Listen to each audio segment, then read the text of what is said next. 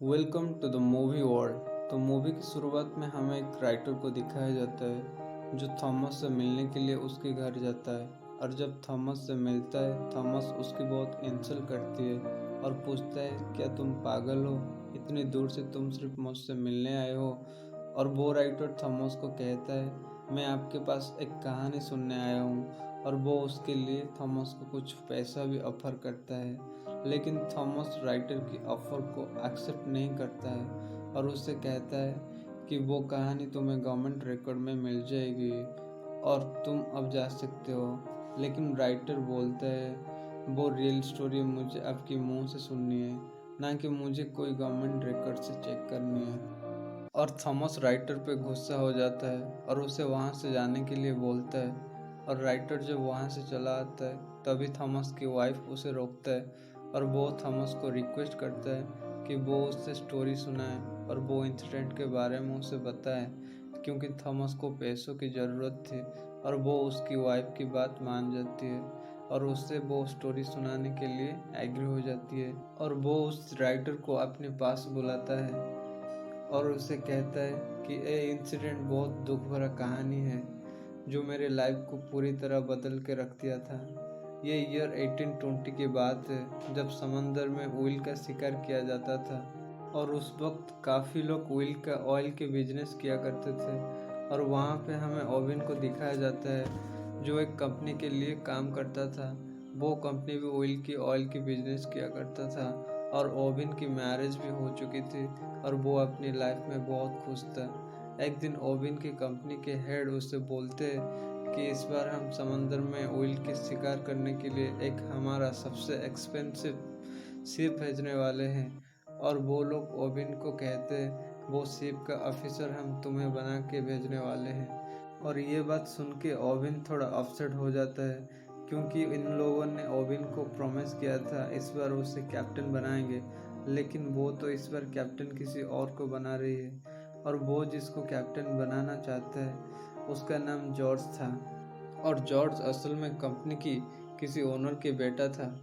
और कंपनी का head oven को नेक्स्ट टाइम कैप्टन बनाने के लिए बोलते हैं और इस बार उसकी सैलरी बढ़ा दी जाती है और वो भी मान जाता है। और फिर हम देखते हैं ओवेन जाने के लिए तैयारी वगैरह कर रहा था और तभी उसकी वाइफ उसके पास आती है और उसे एक लॉकेट देती है और उसे वापस आने के लिए प्रॉमिस करवाता है, क्योंकि उसकी वाइफ को भी कुछ ठीक नहीं लग रहा था। आगे हमें जॉर्ज और उसके फादर को दिखाया जाता है।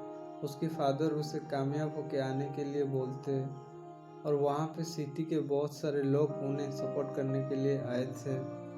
और शिप में थॉमस को भी दिखाया जाता है जो बहुत कम एज की थी, जो फर्स्ट टाइम फिशिंग करने के लिए जा रहा था।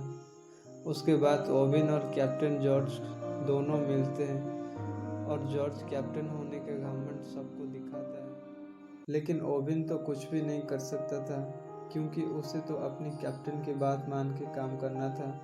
और कुछ दूर जाते ही शिप में कुछ खराबी आ जाती है, लेकिन ओवेन उसे अपनी स्किल की मदद से ठीक कर देती है, क्योंकि ओवेन बहुत एक्सपीरियंस था।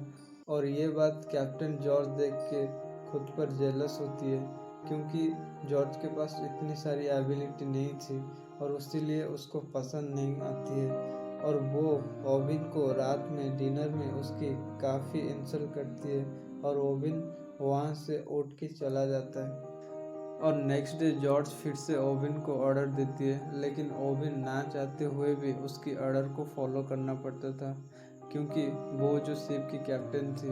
और ओवेन देखता है समंदर में तूफान आ रही है और शिप को वापस करने के लिए जॉर्ज को बोलता है, लेकिन जॉर्ज नहीं मानता है और आगे शिप बढ़ाने के लिए ऑर्डर देती है। और किसी तरह वो लोग तूफान से बच जाते हैं। और हम 3 महीने के बाद दिखाया जाता है कि वो सब एक ऐसी जगह पे पहुंच जाते हैं जिसे उन लोगों को बहुत सारे ऑयल मिल जाती है और वो वहाँ पे बोट लेके ऑयल की शिकार करने के लिए निकल जाते हैं। और एक व्हील को भी वो लोग शिकार करके शिप के ऊपर ले आते हैं और उसमें से तेल निकालते हैं। और फिर उन्हें शिकार करते हुए काफ़ी दिन निकल जाती है, लेकिन उन लोगों को कोई भी शिकार नहीं मिल रही थी। और वो एक आइलैंड में जाते। वहाँ पे वो लोग एक कैप्टन से मिलते।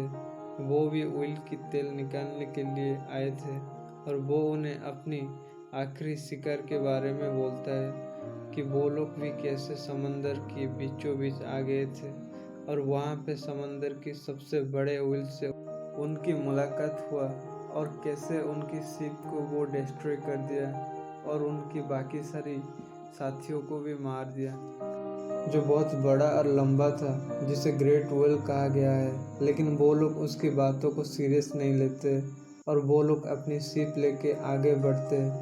कुछ दिन के बाद उन लोगों की मुलाकात वो व्हेल के साथ होता है जिसको आइलैंड में वो कैप्टन बताया था। असल में वो बहुत बड़ा था और वो लोग उसे देखकर हैरान हो जाते हैं। तभी जॉर्ज एक व्हेल के ऊपर अटैक कर देता है और ये देखकर वो ग्रेट व्हेल उन लोगों की शिप के ऊपर अटैक कर देता है, जिससे वो लोगों की शिप डिस्ट्रॉय हो जाता है। और नेक्स्ट डे हम लोग देखते हैं वहाँ से निकलने के लिए वो लोग मैप चेक कर रहे होते हैं, लेकिन वहाँ पे एक और समंदर तूफान आ जाता है जिससे वो लोगों की बहुत नुकसान हो जाता है। उनके बाकी साथी भी इंजर्ड हो जाते हैं और हमें अगले 1 महीने के बाद की स्टोरी दिखाया जाता है जहाँ पे उन लोगों के पास खाना भी ख़त्म हो चुका था और उनकी हालत इतनी ज़्यादा ख़राब हो चुका था कि वो मरने वाले थे। लेकिन वहाँ से उन्हें एक आइलैंड मिल जाता है जिसे देखकर वो बहुत खुश हो जाते हैं। लेकिन वहाँ पे वो ग्रेट व्हेल आ जाता है और फिर से उनकी बोट के ऊपर अटैक कर देता है, जिससे उन लोगों की बोट डिस्ट्रॉय हो जाती है और वो लोग समंदर के लहरों के साथ वो आइलैंड के किनारे पे पहुंच जाते हैं। अब उन लोगों की हालत पूरी तरह खराब हो चुकी थी। वो आइलैंड पे उन्हें जो भी मिलता था उसे वो जानवर की तरह खा रहे थे जिंदा रहने के लिए, क्योंकि वो लोग बहुत दिन से कुछ भी नहीं खाए थे।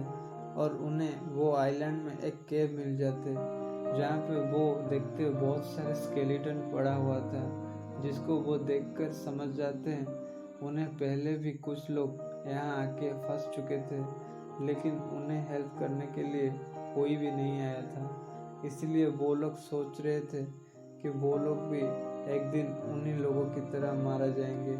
फिर वो लोग वहाँ से निकलने के लिए डिसाइड करते हैं और अपने टूटे हुए बोट को रिपेयर करते हैं और वहाँ से निकल जाते हैं। और बिना खाए पे उन लोगों की हालत बहुत ख़राब हो चुका था। वो बहुत मुश्किल से ही सरवाइव कर रहे थे। अगले दिन उन लोगों की एक साथी का डेथ हो जाता है। उसकी बॉडी को वो लोग फेंक रहे होते हैं, तभी ओविन उन्हें रोक देता है और वो लोग डिसाइड करते हैं उसकी डेथ बॉडी को खाने के लिए। उन्हें ना चाहते हुए भी उसे खाना पड़ता है, नहीं तो वो लोग भी भूख से मर जाएंगे। उसके अलावा उनके पास कुछ और ऑप्शन भी नहीं था, इसलिए वो उसे खा जाते हैं। और इस तरह वो लोग एक गेम खेलते थे, जो भी हार जाता था उसको मार के खा लेते थे।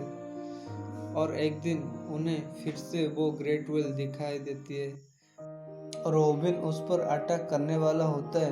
तभी ओविन उस व्हेल की आँख देख लेती है, इसीलिए ओविन उस पर अटैक नहीं करता और वो व्हेल भी वहाँ से चला जाता है। फिर इस तरह दिन गुजरता गया और काफ़ी दिनों के बाद एक शिप उन्हें देख लेती है और फाइनली उन्हें वहाँ से बचाया लिया जाता है। और वो लोग जब घर जाते तभी सिटी के सारे लोग उन्हें देखकर हैरान हो जाते। वो लोग सोचते हैं कि ये अभी भी जिंदा है, हमें तो लगा ये कब का मर चुके होंगे। लेकिन हमें वहाँ पे ओविन की वाइफ को भी दिखाया जाता है, जो ओविन के पास आके और वो उसे ओविन को हक कर लेती है। और वहाँ पे ओविन अपनी बेटी को भी फर्स्ट टाइम देखता है। वहाँ पे थॉमस और ओविन दोनों मिलते हैं और दोनों विश्वास नहीं कर पाते कि वो इतनी बड़ी हादसे से उभर चुके हैं। तभी ओविन थॉमस को एक निशानी के तौर पे अपने लॉकेट रिंग देती है। और कुछ टाइम के बाद जॉर्ज और ओविन को उनकी कंपनी के लोग उन्हें बुलाते हैं और जॉर्ज को दिखाया जाता है जो घमंडी कैप्टन था, उसका पूरी तरह घमंड टूट चुका था और वो अपनी कंपनी के सामने सारी सच्चाई बताता है, उन लोगों के साथ क्या क्या हुआ था उसके बारे में। और इस तरह ओविन अपनी नई जिंदगी की शुरुआत करती है। और हमें फिर से थॉमस और राइटर को दिखाया जाता है। थॉमस जो राइटर को बोलता है क्या तुम इस स्टोरी को पब्लिश करोगे, और वो राइटर कहता है हाँ मैं इस स्टोरी को पब्लिश करूँगा। और कुछ दिनों के बाद वो राइटर इस स्टोरी को पब्लिश करके फेमस हो जाता है और इसी तरह मूवी का एंड हो जाता है।